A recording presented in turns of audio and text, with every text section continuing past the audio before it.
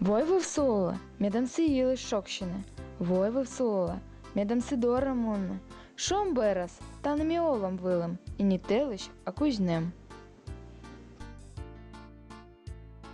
Уссыльма – одно из самых древних сел Европейского Севера, а Уссыльмский район относится к территориям, которые человек начал заселять за несколько тысячелетий до нашей эры. Письменные источники и археологические раскопки позволяют говорить о первых появлениях русских на Печоре в начале второго тысячелетия нашей эры. Сохранившиеся сведения этого периода свидетельствуют о том, что большинство из них были новгородцы. Зарождение и основание Уссыльмы связано с именем новгородца Ивашки Дмитриева Ластки, которому была вручена царская грамота на пользование землями по реке Печоре. Красива и уникальна природа русского севера. На километры простираются леса и болота. Лесоболотная система включает в себя реки и озера, богатые рыбой, в основном семгой.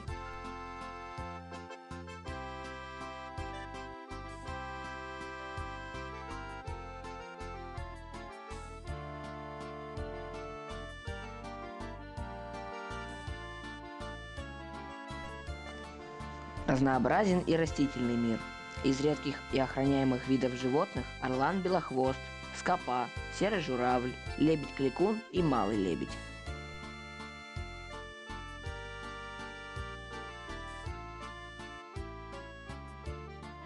Около 5 столетий Усть-Целёмы бережно и трепетно сохраняют свою уникальную культуру. В речи Усть-Целём, в их одежде, укладе жизни, ремеслах, песнях, хороводах и молитвах остались черты средневековья. Яркое красочное гуляние Уссыльмская горка – это весенний-летний обрядовый праздник, живой памятник, жемчужина русского севера. Корни этого праздника произошли от архаичного представления и языческого поклонения людей солнцу, Яриле божеству. Люди собирались за деревней на возвышенности и встречали солнце с песнями и хороводами. С давних времен праздник Горка символизирует вершину трудового года, пору вхождения подростков в круг молодежи, пик веселья. В середине XIX века Горка, по воспоминанию старожил села, проходила в Уссыльме, на центральной улице села. Это было высокое место недалеко от реки Печоры, куда приставали каюки с товарами. Купцы, прибывшие из Чердыни, Вятки, Мизени, Усть-Сысольска, раскидывали торговые палатки, и начиналась ярмарка. Обычно к этим событиям жители соседних деревень съезжались в Усть-Цильму, так как это был период ярмарочных гуляний между посевной и сенокосной страдой.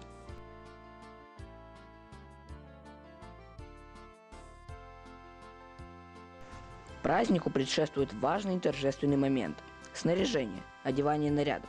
Традиционный костюм – это бесценное, неотъемлемое достояние культуры Усть-Целём, наполненное могучей и животворной силой.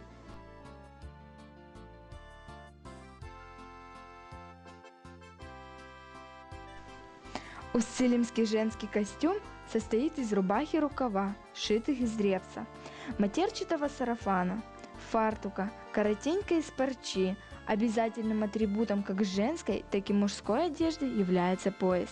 Головной убор девушки – хаз, налобная повязка из старинной парчи.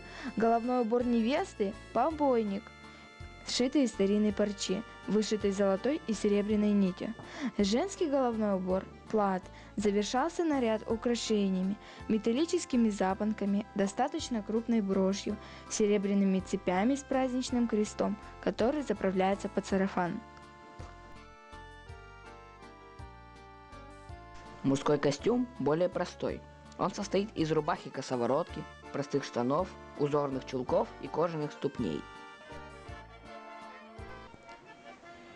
Традиционно первую горку устраивали с 10 часов утра. Ее водила молодежь и подростки. Исполнив несколько песен, танцев, участники расходились по домам. После обеда на горку вместе с молодежью собирались замужние женщины. Лишь на вечерней горке, главной горке, собирались все возрастные группы, включая детей и стариков, которые были на празднике в качестве зрителей. Этот блок сложных хороводов исполнялся несколько раз в течение игрового дня, поэтому его можно считать кульминацией горочного гуляния. Горочники инсценировали исполняемые песни, поэтому праздник представляет собой красочное театрализованное представление. На этом действие горки заканчивалось. Участники расходились по домам небольшими группами с протяжными лирическими песнями. Галина Прокопьевна Остренина родом из Устильмы. Она охотно посещает родные места и праздник Горку.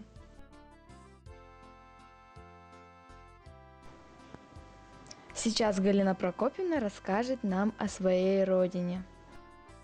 Устильма, родина моя любимая.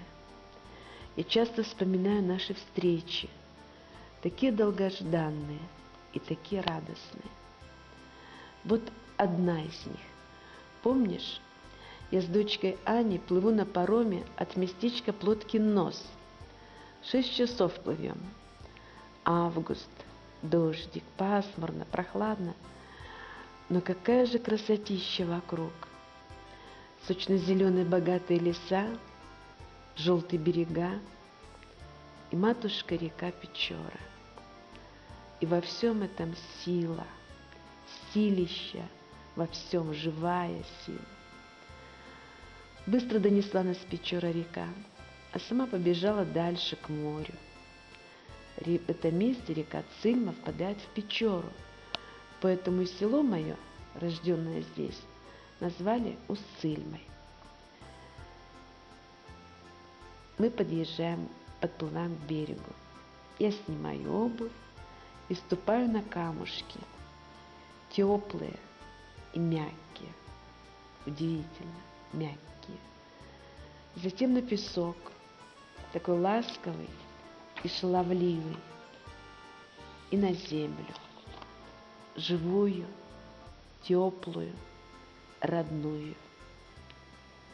Я прислушиваюсь и замираю, потому что ощущаю, как дышит она и отдает мне свои силы, свои живительные силы, свою энергию, свою необыкновенную энергию. Она рада встрече со мной. А я потрясена. Разве можно чувствовать Родину на физическом уровне? Да, можно. Можно любить родную землю сердцем, душой. И можно чувствовать любовь каждой клеточкой своего тела, физически чувствовать. Вот такая она, моя Родина.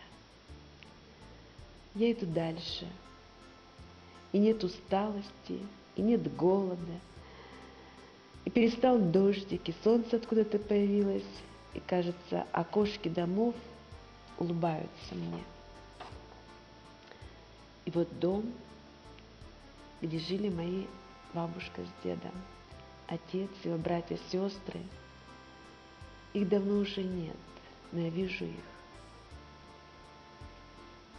Они ушли в эту землю, питают ее. Отсюда ее сила, отсюда ее энергия, отсюда ее и любовь.